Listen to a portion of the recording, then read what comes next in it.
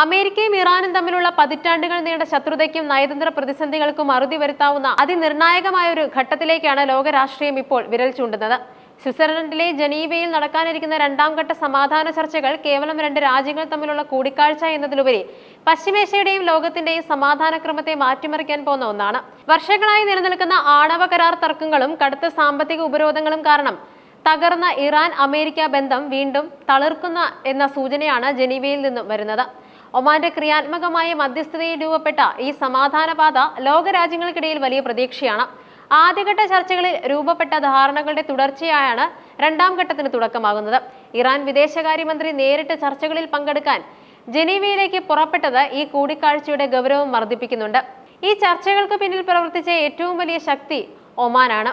പശ്ചിമേഷ്യയിലെ ഏത് വലിയ തർക്കങ്ങളിലും നിഷ്പക്ഷമായ നിലപാട് സ്വീകരിക്കുന്ന ഒമാൻ സമാധാനത്തിന്റെ ഒരു ഫലമായി എന്നും പ്രവർത്തിക്കാറുണ്ട്. അമേരിക്കയും ഇറാനും തമ്മിൽ നേരിട്ടുള്ള സംഭാഷണങ്ങൾ അസാധ്യമായ ഘട്ടത്തിൽ രഹസ്യ ചർച്ചകൾക്കും ആശയവിനിമയങ്ങൾക്കും വേദി ഒരുക്കുന്നത് ഒമാനാണ്. ഒമാൻ സുൽത്താന്റെ നേരിട്ടുള്ള ഇടപെടലുകൾ വഴി ഇരു രാജ്യങ്ങൾക്കും സമ്മതമായ ചില വിട്ടുവീഴ്ച ഫോർമുലകൾ തയ്യാറാക്കാൻ സാധിച്ചു. ഇതാണ് ജനീവയിലെ രണ്ടാം ഘട്ട ചർച്ചകളിലേക്ക് വഴി തുറന്നത്.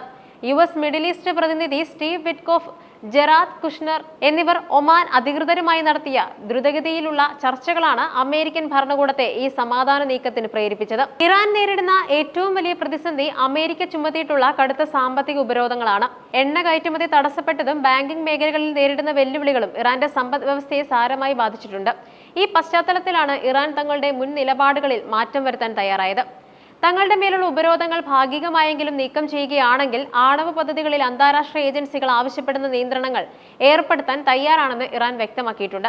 യുറേനിയം സമ്പുഷ്ടീകരണത്തിന്റെ അളവ് കുറയ്ക്കാനും അന്താരാഷ്ട്ര പരിശോധനകൾക്ക് കൂടുതൽ അനുമതി നൽകാനും ഇറാൻ തയ്യാറാകുന്നത് അമേരിക്കയെ സംബന്ധിച്ചിടത്തോളം വലിയൊരു വിജയമാണ്. ഇറാന്റെ ഭാഗത്തു നിന്നുണ്ടായ ക്രിയാത്മകമായ നീക്കങ്ങളോട് വളരെ ആവേശത്തോടെയാണ് വാഷിംഗ്ടൺ പ്രതികരിച്ചത്. അമേരിക്കൻ സ്റ്റേറ്റ് സെക്രട്ടറി മാർക്കോ റൂബിയോയുടെ പ്രസ്താവനകളിൽ ഇത് വ്യക്തമാണ്. സൈനിക നടപടികളേക്കാൾ ഉപരിയായി നയതന്ത്ര ചർച്ചകളിലൂടെ പ്രശ്നപരിഹാരം കാണാനാണ് ഇപ്പോൾ അമേരിക്കയുടെ മുൻഗണന. ട്രംപ് ഭരണകൂടത്തിലെ പ്രമുഖ വ്യക്തിത്വങ്ങളായ വിറ്റ്കോഫിന്റെയും റാഡ് കുഷ്നറുടെയും ഇടപെടലുകൾ ഈ ചർച്ചകളെ വേഗത്തിലാക്കാൻ സഹായിച്ചു. പശ്ചിമേഷ്യയിൽ ഇസ്രയേൽ അറബ് ബന്ധം മെച്ചപ്പെടുത്തുന്നതിനൊപ്പം ഇറാന്റെ ഭീഷണി കൂടി കുറയ്ക്കാൻ സാധിച്ചാൽ അത് അമേരിക്കൻ വിദേശ നയത്തിന് വലിയ നേട്ടമായി മാറും. അമേരിക്ക ഇറാൻ സംഘർഷം ലഘൂകരിക്കപ്പെടുന്നത് ആഗോള വിപണിയിൽ വലിയ ചലനങ്ങൾ സൃഷ്ടിക്കും. ഇറാൻ വിദേശ വിപണിയിലേക്ക് എണ്ണ കയറ്റുമതി പുനരാരംഭിക്കുന്നത് അന്താരാഷ്ട്ര തലത്തിൽ എണ്ണവില കുറയാൻ കാരണമാകും. ഇത് ഇന്ത്യ ഉൾപ്പെടെയുള്ള ഇറക്കുമതി രാജ്യങ്ങൾക്ക് വലിയ ആശ്വാസവുമാകും. പേർഷ്യൻ കടലിടുക്കിലെ സുരക്ഷ ഉറപ്പാക്കുന്നത് ആഗോള ചരക്ക് നീക്കത്തിന് അത്യന്താപേക്ഷിതമാണ്. സമാധാനം പുനഃസ്ഥാപിക്കപ്പെടുന്നതോടെ ഈ മേഖലയിലെ കപ്പലുകൾക്ക് നേരെയുള്ള ഭീഷണി ഇല്ലാതാകും. ഇറാന്റെ മേലുള്ള ഉപരോധം നീങ്ങിയാൽ പശ്ചിമേഷ്യൻ രാജ്യങ്ങളിൽ കൂടുതൽ വിദേശ നിക്ഷേപങ്ങൾ വരാൻ സാധ്യതയുണ്ട്.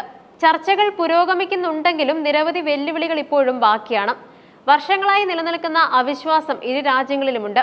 ഇറാന്റെ ആഭ്യന്തര രാഷ്ട്രീയത്തിൽ സമാധാന ചർച്ചകൾക്കെതിരെ നിൽക്കുന്ന വിഭാഗങ്ങളെ അനുനയിപ്പിക്കുക എന്നത് ഭരണകൂടത്തിന് വലിയ വെല്ലുവിളിയാണ്. അതുപോലെ തന്നെ അമേരിക്കയിലെ ചില അംഗങ്ങളും ഇസ്രയേലും ഇറാൻ നൽകുന്ന ഇളവുകളെ എങ്ങനെ കാണുമെന്നത് ശ്രദ്ധേയമാണ്.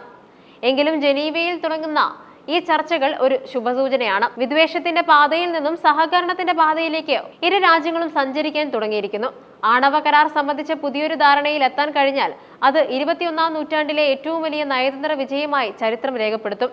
ഈ വിദേശകാര്യമന്ത്രിയുടെ യാത്ര വെറും ഒരു സന്ദർശനമല്ല, മറിച്ച് ദശലക്ഷക്കണക്കിന് ആളുകളുടെ സമാധാനപരമായ ജീവിതത്തിനായുള്ള ഒരു വലിയ കാൽവയ്പാണ്. ഒമാൻ എന്ന മധ്യസ്ഥന്റെയും സ്വിറ്റ്സർലാൻഡ് എന്ന നിഷ്പക്ഷ വേദിയുടെയും പിന്തുണയോടെ നടക്കാൻ പോകുന്ന ഈ ചർച്ചകൾ വിജയിച്ചാൽ പശ്ചിമേഷ്യയിലെ ഇരുണ്ട മേഘങ്ങളെ അകറ്റാൻ സഹായിക്കും.